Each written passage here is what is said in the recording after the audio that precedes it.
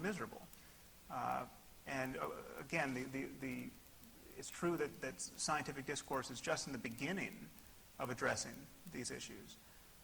But it's not too soon to say that love is better than hate in terms of ethics. And we are studying these things at the level of the brain.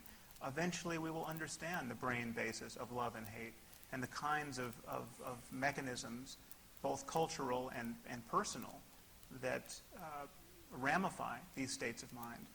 And there will be right and wrong answers. And we'll find, for instance, that honor killing is a bad strategy if you want to raise compassionate men. We know that already, but at some point we will know this biochemically. What do you think of that? Well, first of all, I can think of a couple of examples, although I don't think that that's crucial. But for example, Marxism, which was the scientific study of societies and was thought of as a science. Nobody thinks that's science. Nobody thinks it is now. You said an answer now that people once thought was scientific but no longer do. That's a good example. Oh, no, Let me just clarify my question. But a religious answer to life is much better now than this poor science that was Marxism, or for that matter, I would say, than the not very good science that was Freudianism. But go ahead. Well, I agree on both counts. It's just that the point to make is that the antidote to bad science or failed science or scientific incompleteness is good science and more science. It's not religion. By the way, I want to preempt that answer for religion. That's exactly the answer to bad religion or poor religion or failed religion is more religion, instead of saying that religion ought to be banished because, for example, people think mistakenly that good religion is flying planes into buildings. But I also think that the way that you set it up at the beginning is not the way that it used to be or that it has to be. That is, science and religion weren't classically in opposition, except in certain specific instances. And even those instances are much more complicated than we suspect. You know, Galileo and the Pope Urban, were friends. And there is a friendship issue as well as a lot of political issues that were involved in Galileo's eventual recantation. It wasn't just there was faith over here and there was Galileo over there, when in fact there were people in the church who agreed with Galileo. And Newton was a devout Christian, as you may know. And the relation between science and religion wasn't classically just oppositional. It was sometimes oppositional, but more often synergistic. And people believed that they coexisted as they should. But you can't answer the question of what's a good life scientifically. You can't. Why not? I can say what will make you feel a certain way. But whether that's good, let me give you an example. You talked about happiness. There are some people who've lived very unhappy lives that religiously you would evaluate as very good lives. I mean, Rabbi Akiva at the end of his life was not happy.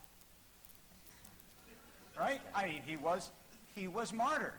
But if you were to bring Rabbi Akiva back to life and say, would you say that the end of your life was good or bad? He would say, I have no doubt, painful but good. And if you said to him, but what about scientifically? He would say, well, scientifically I was being burned alive. But you can't evaluate my life scientifically. And in fact, I just want to give one little sermonic coda here. Anybody, just one. Yeah. Just one for the moment. Okay. How could you know me so quickly?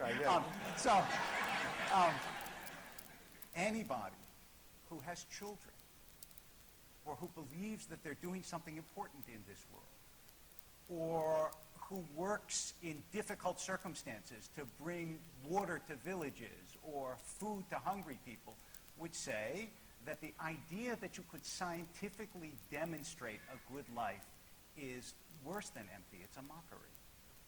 Okay, well that's good. I see that the term happiness is a little too effete to capture what I'm after here. I'm talking about well-being. I'm talking about all of the factors that we recognize that correspond to the good life. And I'm certainly open to the possibility that we have yet to fully characterize the good life religiously, philosophically, and certainly scientifically. I mean, this is an open conversation. The question is, do you ever have to believe anything on insufficient evidence to explore this terrain, to become truly on what is sufficient evidence. Well, it's the kind of evidence everyone in this room demands on any subject other than religion. I mean, there are nuances here. It takes a lot of work to rise to the standard of scientific evidence, but science is the one language game we are playing where we get really straight and rigorous about what constitutes evidence, where there's a process of peer review, where you have a lot of smart people trying to prove you wrong, and where you actually win points by proving yourself wrong. And this is not what religions are up to. Religions are not falsifiable in this way. And I think you used a phrase that I thought was very useful to frame this. You talked about what used to be and what must be, I think was your phrase. And I think we should reflect on what used to be, because our religions come to us out of a tradition, in many cases, of human sacrifice. I mean, human sacrifice was virtually a cultural universal. This is where we come from. These are the roots of religion. It's been by no means rare for a child to be born into this world only to find that he's being raised by religious maniacs who think that the best way to keep the sun on its course or to cure the king's venereal disease is to bury or butcher or burn him alive as an offering to an imaginary god. This is not just the Aztecs. This is the ancient Hebrews. Human sacrifice is in the Hebrew Bible. At times condemned, at times tacitly supported, at times demanded, and then, as you know in the story of Abraham, the demand is recanted.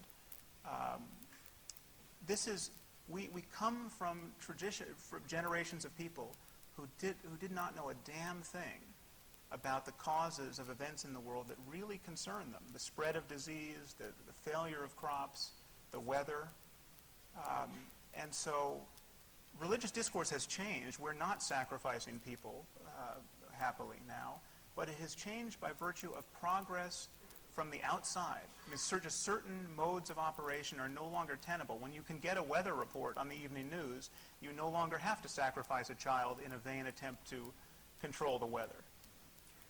So, yeah, I did have a question. I want to go back to what you said at the very beginning, that religion is the one thing that we believe on insufficient evidence.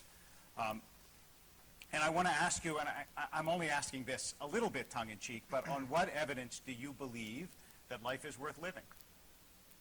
Well, I just think that's a misconstrual of how we talk about beliefs. I mean, this is something I get in another form quite often. I wrote this book entitled The End of Faith, and people attack me essentially with the line, but you need faith to get out of bed in the morning.